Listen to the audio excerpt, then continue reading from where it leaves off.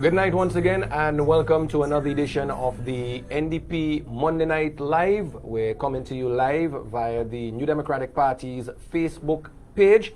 And once again, I'm your host tonight, Colin Graham. It's a pleasure being here with you on the NDP Monday Night Live.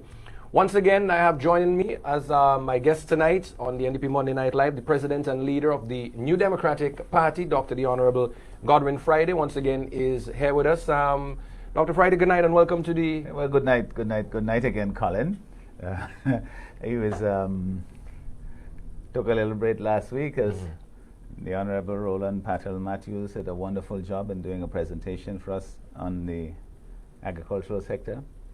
And I'm so happy to be here again tonight and looking forward to our interaction and also to, receiving questions from our viewers.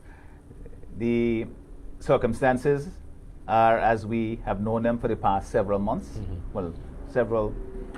Since March or so in St. Vincent and the Grenadines, March, when we had the first case of coronavirus confirmed here.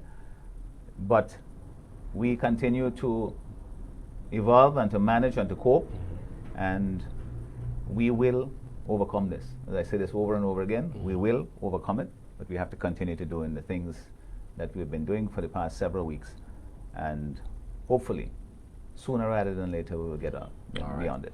Well, as always, it's a pleasure having you here with us on the program. Remember, ladies and gentlemen, it's an interactive program, so we encourage you to send your questions to us via the comments section, and of course we will present those questions to the president and leader here on the program tonight. So feel free to start submitting your questions. As always, Dr. Friday, we want to start off the program with some of the current issues that continue to unfold here in St. Vincent and the Grenadines. One of the most current issues that we have right now is the unfortunate and tragic event that we saw unfold in Union Island. I think it's on Tuesday night, the gas station that was set ablaze in Union Island, and then the unfortunate passing away of two of the natives from the island.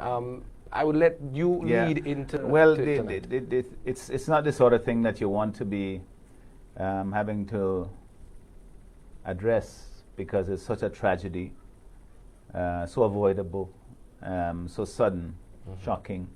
Yes, we are all aware of the fire that took place in Union Island on Tuesday evening at the gas station that injured 3 persons, and they had been brought to the hospital here in Kingstown for treatment. And as time went by, we were settling in the view that hopefully they are recovering and moving along gradually. And then on the weekend, yesterday, I received a call to say that the owner of the gas station, Freddie, as I know him, Freddie Neert, had passed away, and then not long after that, the youngster, Lindani Neverson, he passed away as well from his injuries. And that came to me as a real shocker, a blow, and I'm sure it did to many people, because as serious as we know the injuries were, we were thinking that we had essentially a miracle in Union Island that nobody had been killed in that terrible fire, And our hearts, our prayers, our sympathy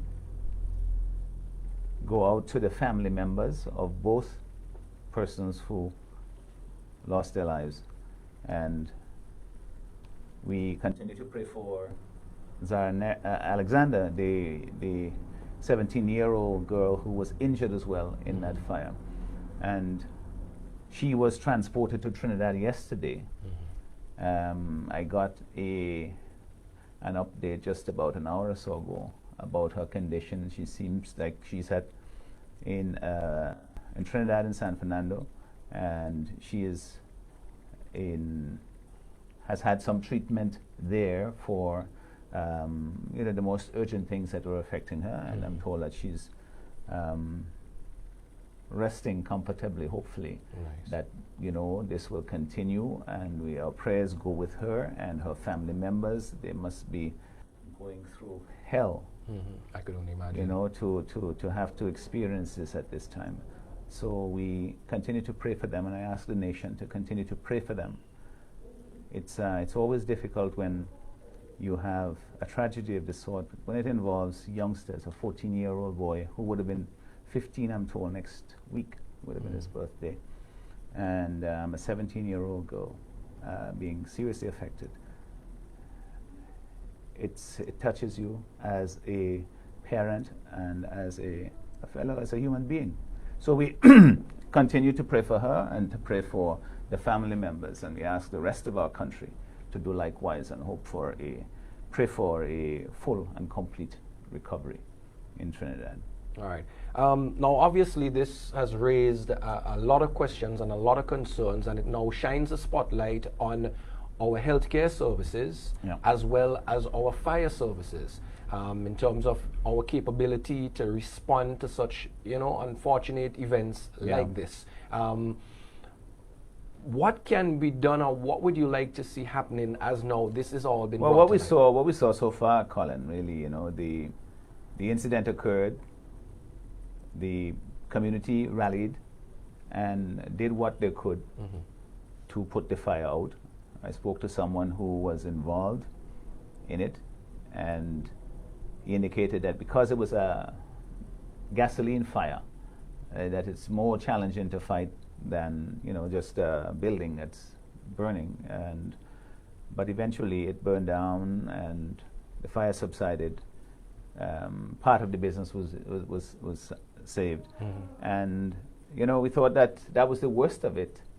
After the injuries of the persons, that they would be on their way to recovery. But we know that's not the case, at least in 2 instances.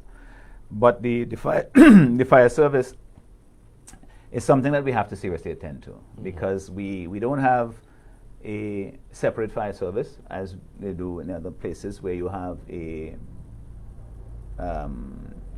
first responders who are trained in fire service and various emergency interventions and so on. And it's time that we look to see how we can develop an independent fire service with the capability to respond to these kinds of crises.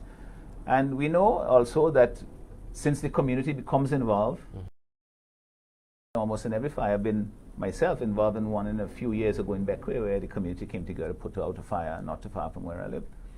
And that's some training, as it used to do, with first aid training. Right. You have training of individuals in the community, so there could be volunteer firefighters in situations that you have that erupt like this, so that when they generously come forward to assist, that they not just willingly, but also because they have some in, more importantly, saving lives and serious injury. So these are some of the things we need to consider. Whenever there's a tragedy, we have to learn from it, so that those people who have suffered, that their suffering doesn't go in vain. And in this case, we can learn about safety protocols that you have to insist upon in an environment involving gasoline, fuel, and also in how we address fires, respond to them, and then, of course, in our healthcare system, rapidly transporting people who are seriously injured to a facility where they can get competent treatment. One of the problems we have in this country is that a lot of our people feel that the healthcare system in St. Vincent and the Grenadines is substandard, that they don't feel that we have and this is not a criticism of the staff and the people at the hospital. I've been down there many times, and I know that they do heroic work down there. They do beyond what the materials that they have at their disposal. It's a criticism of the system in general, that we have not invested what is necessary to ensure that the basic healthcare requirements are met. I mean, here we have a situation where you have persons who have suffered burns, serious burns, and obviously one person has died several days after the incident, which suggests, that there was something that was not being the treatment that was required there was not being had, and that was become evident by the fact that the other young person had to be flown out to Trinidad to have treatment. So we need to look at what we in St. Vincent and the Grenadines need to do in our healthcare system to respond more effectively to these sorts of injuries, because it's not something that you have a lot of time in between sending somebody here and there. You have to respond immediately to prevent deterioration and infection. How important it is, through your eyes, and I guess for many Vincentians, how important it is to have an air ambulance service throughout the Grenadines, as well as improving our healthcare services on each of the individual Well, two things need to be done, of course. We're not a rich country, we know that.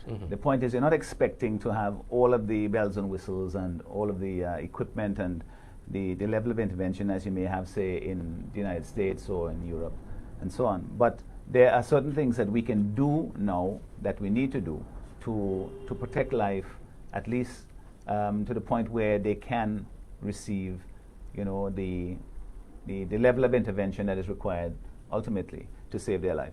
But we have to be able to transport the persons. We are an archipelago, we are a country spread out over long distances, and we need to be able, we can't have complete facilities in every island, we know that. But that being the case, we have to have the capacity to transport people to the premier center. And that center itself has to be something that is capable of treating those serious injuries, and in this case, burn injuries. And it's quite clear that we did not have that capacity there. That's why Zara had to be sent out. And the lesson to be learned from this must not be lost.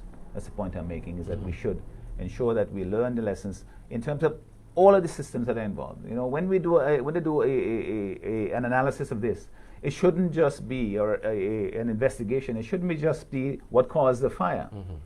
But what caused the fire, how the response was done, the injuries, why they resulted, how they were dealt with. You heard complaints about the length of time it took for the Coast Guard to transport the persons from Union Island to Kingstown, and can that be improved? It should be improved. And you spoke of an air ambulance service or some faster service down the. Imagine being in pain from burns and having to come up on the Coast Guard, the small Coast Guard vessel. So these are things that we can learn from this, and don't just think, well, this is something that happened once and it may not happen again. Each of these things is that you have to plan, you have to prepare for them, and when they do happen, if you believe that every life is precious, then you must be prepared to respond and do all that we can within our means to protect every life. And in this case, we can learn the lessons from what happened here and implement measures to ensure that they don't happen again, or that we respond to the optimum of our ability in each case. And this is something that I think, if then put into practice, from this tragedy, something will come from it, and the family members will feel that their loved ones have not suffered or died in vain. And this is something that the community in Union Island, I'm sure, their hearts are with the family members, especially the Neverson family, and of course their prayers with the Alexander family as Zara struggles for her life in Trinidad. All right. Now, I know the Honorable Terence Oliver, who is the elected representative for the Southern Grenadine, has been in contact with you, and has been, this whole incident has impacted him greatly too as well. You're the elected representative for the Northern Grenadines. Are both of you going to look seriously at this particular forward? Of course. We have, listen, in St. Vincent and Grenadines, there's so many things that we have taken for granted. That you're in the Grenadines, so you won't get water. You're in the Grenadines, so you won't get proper health care. You're in the Grenadines, so these are things that are going to be hardships. It's part of being in the Grenadines. We are saying, no. Let's look at everything as to how we do business, how we live, and try to find ways of improving them within our means. And there are so many things that we can do. I have told you, and I've told the nation, that one of the things we have had, right now, we experience a terrible drought throughout, not just the Grenadines, but it felt there first. On the mainland, I know there's been some shutting down of water in certain areas, But we have to solve the water crisis in the Grenadines first and foremost, Right. you know, once and for all, you know, so that you know, somebody who's growing up now wouldn't wait until he's come my age and thinking, geez, you know, another generation or two will have to go through this again. We can solve the problems. Same thing has to do with healthcare. We can solve many of the problems, the hardships that we are having, and the southern Grenadines. The problems are more acute because they are further away, smaller communities, and you've heard the Honorable Terence Oliver talk about this many times, especially for the people in Myra when they didn't have a nurse there. These are things that we need to look at, the systems in place, and ensure that we do all that we can to provide proper care for our people, and that everybody feels included, that you're not, you know, in the center and then on the periphery and you expect something different here and something less when you are outside. We are all one country. We all contribute towards it. We need to make sure that all the services that are available throughout the country are equally available to all citizens throughout St. Vincent and the Grenadines. And so that's why we have to look at all the systems in place, the transportation, the healthcare system, the schooling system, everything to show that to ensure that we can deliver to our people, no matter where you are in the country. All right. Let's say good night to Camilla. Camilla, thank you very much for watching, and I hope that you continue to share the live stream tonight. Camilla has a question. She asks, what is being done about the mental health care of persons with effects of this particular traumatic event? Well, this is another part of the care. There ought to be, especially for persons who were directly involved in the incident, assessment as to the impact on them, not only physically but mentally, emotionally, for the family members, for the schoolmates of the two young people who were affected. You know, suddenly they were here and then now they're not, and for reasons that it's hard to comprehend. You know, that people get ill and they deteriorate and they die, and we sort of accept that as the fate of human beings. But when a tragic accident like this happens, it makes you wonder, makes you feel unsafe, makes you feel insecure, and this is why I think that the classmates of the two youngsters who were affected would also have to be included in that circle of assessment to see impact it has had on them. And it's going to be a difficult thing, because even now we have, with the COVID crisis, there's enough stress and anxiety for all to deal with. Of course, will have to be included not only in our prayers but in our cares. And these are things that we don't normally pay enough attention to here in St. Vincent. True. You know, the emotional aspect. We have this feeling that somehow, you know, that people will get over it, and you know, that we will pray and we will do that. We can do all these things, but at the same time also provide the medical and psychological care that is necessary to help them to cope with this crisis and overcome it. All right. You mentioned a while ago the water situation, the water problem in the Grenadines. Da Vinci wants to know, will Dr. Friday increase the water storage capacity and invest in a desalination plant? Yes. That is the technology that we are dealing with now. You know, that's the one that seems to be the most affordable. There's a demonstration plant there in Beckway. Supposed to do this. There is a demonstration plant there in Beckway. This is something that we need to work on and use the technology to our best of our ability to ensure that we have affordable and plentiful water supply. And yes, we will deal with it. This is something that we have had in our manifesto in the past, but we now see that there is greater urgency for us to deal with it. And we have this situation here with COVID crisis. Just to talk about, you know, what we are experiencing currently in the schools.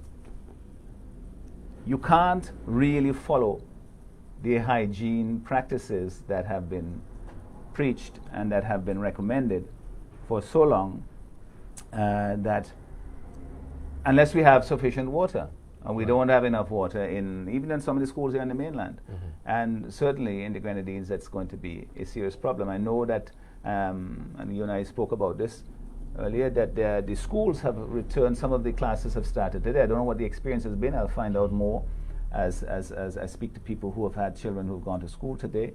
But the grade 6 of the primary school and the Form 5, those who are writing external exams, return to classes. And we'll have to see how that works out, because there's a tremendous amount of anxiety regarding that process. What are some of your biggest concerns as it relates to that? Well, first of all, I mean, we all want, education is very important. Our children are precious to us. We want them to have the education that is necessary for their development and ultimately for the development of the country. Because they want to grow up to be able to have careers, to have jobs, to contribute meaningfully to St. Vincent and the Grenadines. And so we want them to be able to engage in their normal educational training. But this is not something that is possible now. We can't, just curse the darkness. We have to light a candle. We know how difficult the situation is, and people are getting frustrated, understandably so, because you have been doing this for such a long time, and it seems like there is no end in sight, and so people are concerned about how they're going to manage going forward. But we have to provide a safe environment first and foremost for our youngsters going back to school. Those ones who have started today, we have to experience to see what has happened. The first concern, of course, is the hygiene, the personal hygiene, because that is for safety. The washing of the hands, the coughing in a way that protects from the spread of the disease. You can see how instinctively we put our hands to our mouth. I mean, this is something that is a human behavior, but we have to always try and resist it, and to remember and to teach one another that we must continue to do what they have, the CDC and our health officials have indicated. Then, of course, in the classrooms, we have to ensure that there's distancing still amongst the students. I think the Ministry of Education has said 3 feet, backwards and on the sides of desks and so on, which means that you can't have as many kids in the classrooms as you used to have. And for even those who went back today, they would probably have spread them out in various classrooms in the same in the school building. Then the cleaning of surfaces. They've just said recently that the transmission of the virus on their hands and so on from surfaces is probably not as virulent as they had initially thought. It's not as easily transmitted, but it's still transmitted. That's right. That way. So we have to continue to clean the surfaces and to make sure that they're done regularly. They've recommended to the children, and this is what the teachers and the parents will have to continue to enforce, is you don't share devices, It's so tempting for kids, you have something on your phone you want to show somebody, and a laptop you want to show somebody. But we have to learn that you have to resist these temptations, because the spread of the virus relies on that. The cleaning of the bathroom facilities, and all of these things could only happen if we have water, which is where we started from. Right.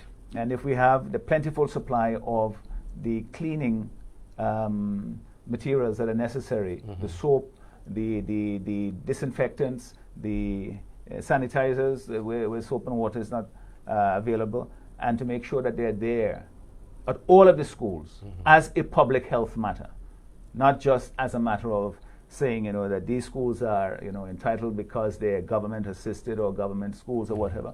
Everybody has to be, because it's a public health matter, and we have to make sure we protect everyone.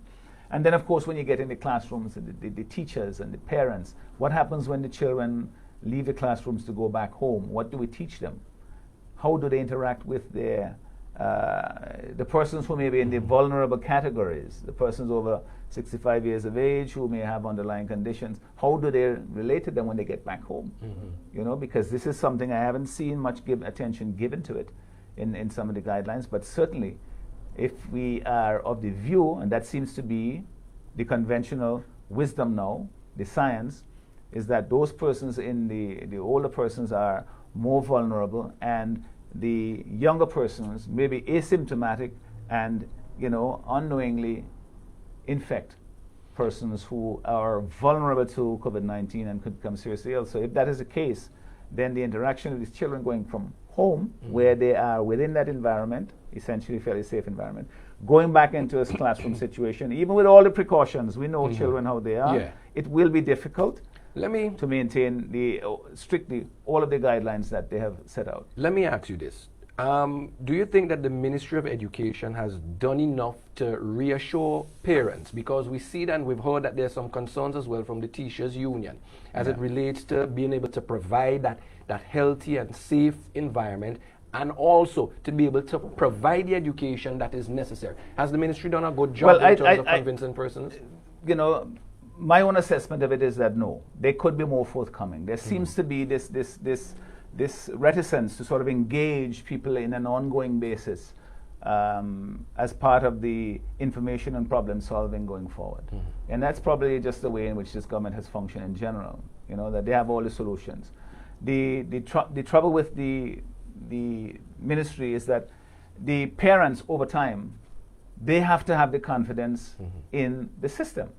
They have to believe that we are doing all we can to keep their children safe, and that at the same time, especially, you know, what about children who have asthma, for example? This is what you hear some parents saying. They say that their child has some other underlying condition that they're worried about, and nobody is sort of assuring them that we have something in place that will protect them. Is that a concern? But you don't want to be irrational about it. But the fear of COVID-19 is hard to exaggerate the fear because of the havoc that we have seen all over the world. So we have to still be aware of it. The risk hasn't diminished. The disease continues to grow in some parts of the United States, in South America, in Brazil, in Russia, lots of other places. And it's around us here in the Caribbean as well. We have managed to deal with the immediate crisis of the healthcare system being overrun, overwhelmed, if there is a spread. So now we have to deal with how do we live with it going forward. And part of that is how we get back to education, to teaching our children, because we don't want them to fall too far behind. And how do we manage that? Some of it is going to school. Even when you go back to school, when you say, okay, fine, we have instituted certain protocols that kids can go back to school, not just the ones who are in grade 5 and Form 1. All of them will not be able to go back at the same time. That's true. There will have to be a staggering of the return to accommodate the students in a safe way within the classrooms, within the limited spaces that some of our schools have. Some of the schools are very small. What do you see as some of the challenges that the students and the teachers are still having to face with this crisis? The biggest one, of course, is that teachers are in the business of education, teaching their children, and the children, their business has to be in learning. Not much of that is happening now because many of the children don't have the tools that are necessary for that. And this is a larger problem. And it's one that we are not prepared for and one that we need to address urgently. And that is, how do you deliver teaching outside of the classroom? Because school has evolved over time. There was a time when you didn't have 4 walls for a classroom. You know, you sat outside and you listened to your teacher, your master teach you. In some countries, you still have classes, you know, outdoors. So this notion that inside the 4 walls of a classroom is the only way you can teach is a fairly modern and false notion.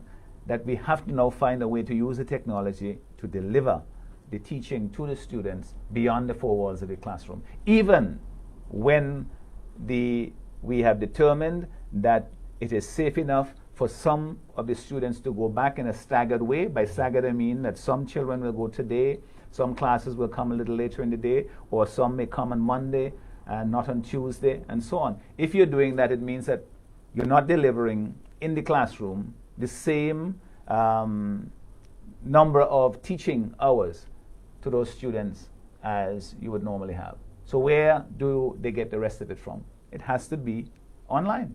You have to continue to teach that well into next year, I believe. And so we have to make the adjustments now. Get the internet access into the homes, and where they can't be in the homes, have them in some community center or some areas where you can have more kids having access to it there. Because the whole point of telling them, go to your neighbor and do it, that defeats the whole purpose of social distancing, because there's no control about how they interact. There So we can have certain facility. The internet is provided with the social distancing on the supervision of a teacher until we can have more widespread access to internet services in the home. I believe that internet is a human right now, just like running water in your home or electricity. That if you don't have that, you and your family, your children will be left behind. So it's a public good that we must insist upon, and so that all of the children, those who don't have it in their homes, are at a severe disadvantage. And so we have to ensure that we can get that to the children. I know the NTRC has a program where they're extending internet services to some homes at a flat fee of $10.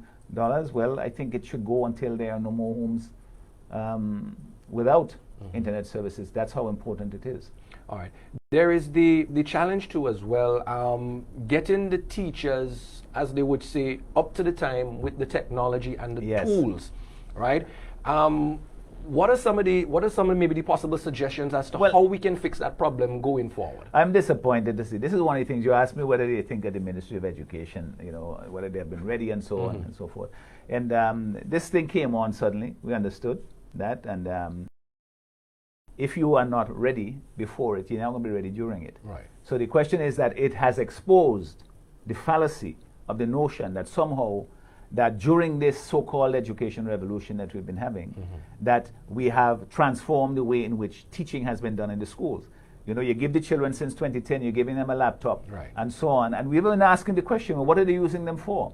How are they integrated into the teaching of the students? Then we hear that only 25% of our students, of our homes in the country, have access to the internet in the homes. I mean, some of the kids, they have access to internet through their phones, but that's expensive, as you know, to use data for that purpose. But it's that we need to address, because the COVID crisis has revealed that all of the talk and all of the equipment that has been brought in and so on,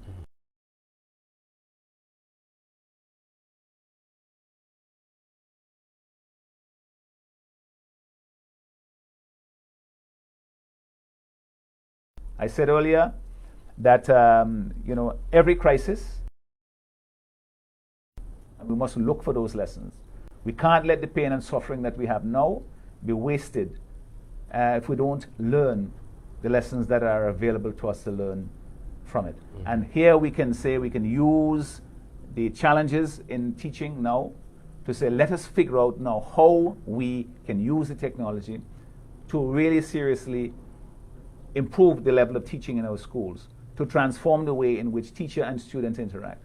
This will mean that you have to have devices. The students will all have to have devices, and not cell phones, Right. You can't really do much on the cell phone except receive the information.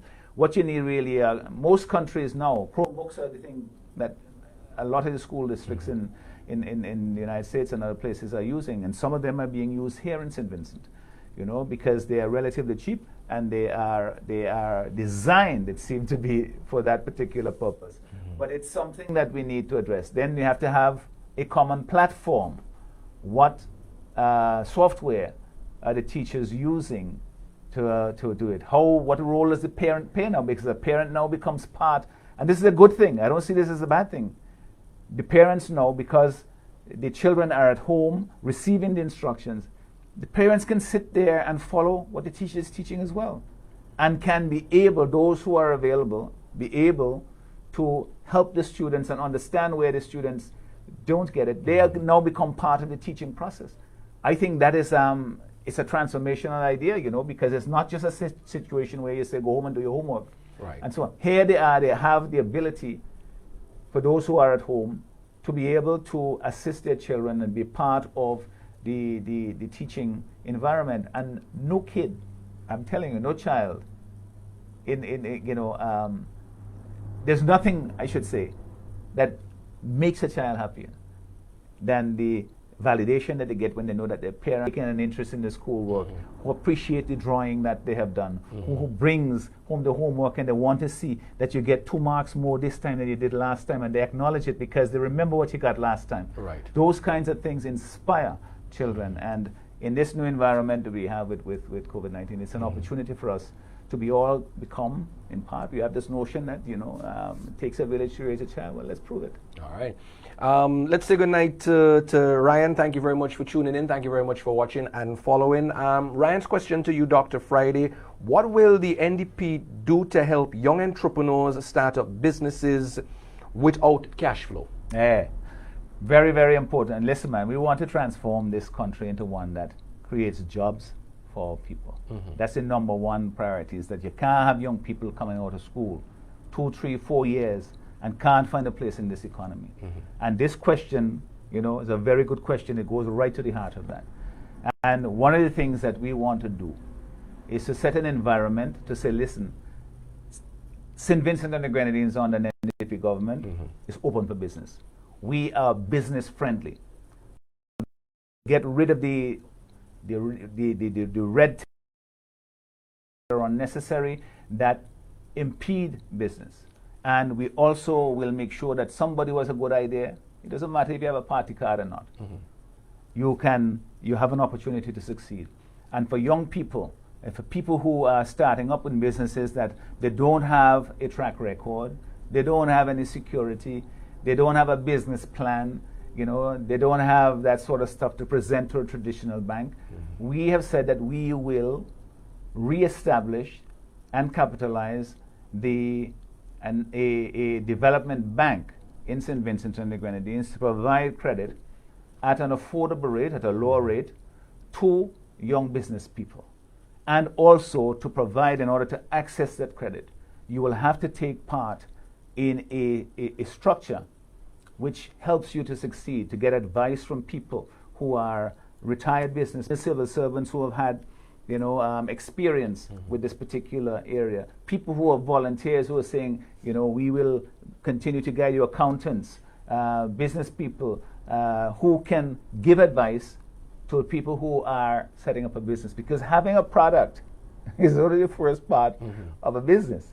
You could have the best product and still can't sell it. That's true. So the point is now to create an environment that enables people who have good ideas to make our people more entrepreneurial, more risk-taking. In order to make it that way, is you have to be able to assure them that when they succeed, they can benefit from their effort, their risk, their labor, but also that that you're not going to be cut off at the knees because you say something wrong in public and somebody takes offense to it, that your business no longer succeeds. That is not something that inspires people.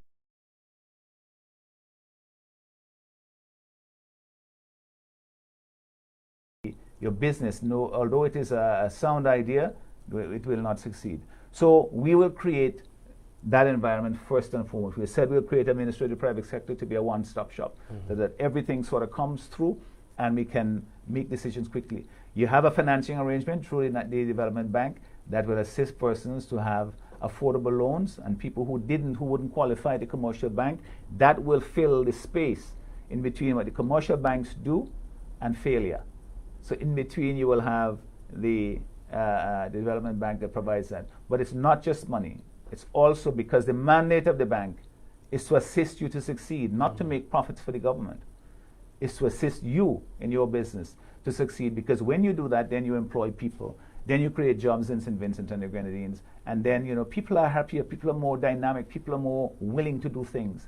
And when you have all of the people engaged in this, so much that can be accomplished. Right now, all of our brightest people go to work in the public service.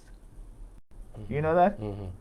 And when really they should be having other opportunities to create businesses, to create jobs, to express themselves in other ways, and just simply sitting, and being frustrated very often because they're not allowed to do their jobs when they work in an environment, in a bureaucratic environment. We want to liberate that, get those people to think, yes, if you want to work in public service, that's fine, but we have other options. If you want to go and start a business, we can facilitate that because we have an environment that enhances it. You always seem to talk about jobs, jobs, jobs. Why is the focus, your focus, and the focus of the NDP always on jobs? Well, jobs is the economy, right? The economy has to be thriving in order for all the things that we enjoy to be possible. If you think you have potholes in the roads, if you had money, you'd have fixed the potholes. Right. Why is it that you can't have bandages in the hospital or medicine. Now, so many kids don't have internet, they don't have laptops and so on, These are things. Why is it you couldn't assist the students to come home, pay for them to come home from Trinidad, from Jamaica? Mm-hmm. These things are all related to the economic environment in which we exist. Mm-hmm. The state of the economy in St. Vincent and the Grenadines. And before COVID-19, the state of the economy was poor. Now, government gets some cash coming in, yes, of course, because of COVID-19 to help the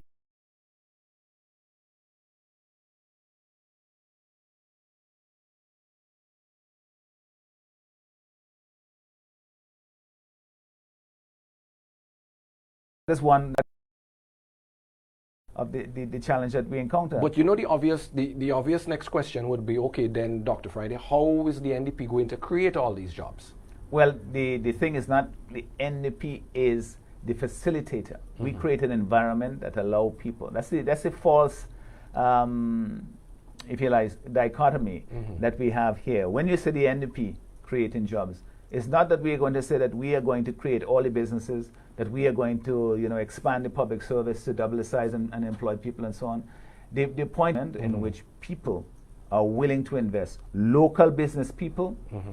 local young people, foreign direct investment, and people mm-hmm. come and look at St. Vincent and says, this is a place where I can have a successful business.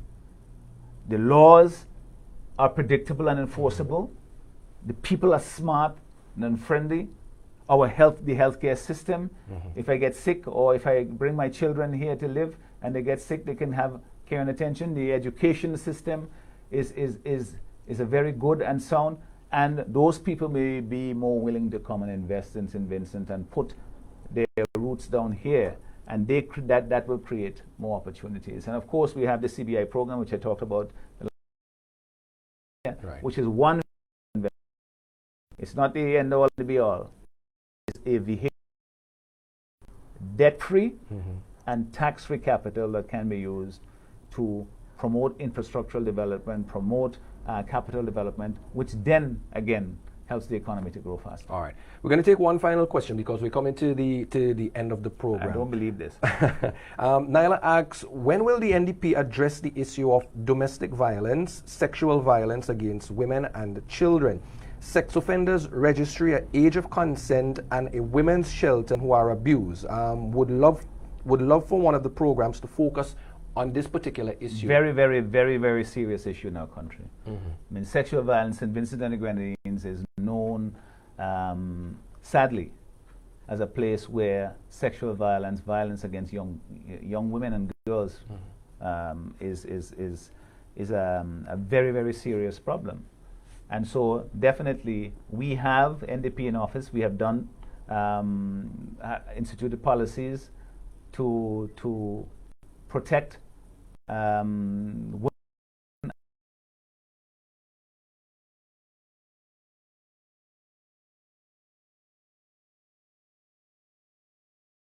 It's going in the wrong direction, and so we have to. Right. Mm-hmm. And she made a good point about a shelter. Yes, well, a shelter is necessary. I mean, you can't have that kind of care. I mean, things like, for example, somebody's assaulted, mm-hmm. By a partner in the home, mm-hmm. and then police gets involved. They go, they're angry, they call the police, they get involved, and so on. Serious injury, Mm-hmm. And then 2 weeks later, a month later, they make up things and so on. They say they don't want to go forward anymore. Mm-hmm. In those situations, then you have been committed, mm-hmm. but the virtual complainant has backed out. There are some places where if you have sufficient evidence, you still prosecute. Mm-hmm. And that sends the message that, listen, this is a crime against the state, not just against the individual who you profess to love. Mm-hmm. It is a crime against the state. So this is something that we have to deal with. And so we will, it's a problem that we have, and one that we have to address with education, with prosecution, and with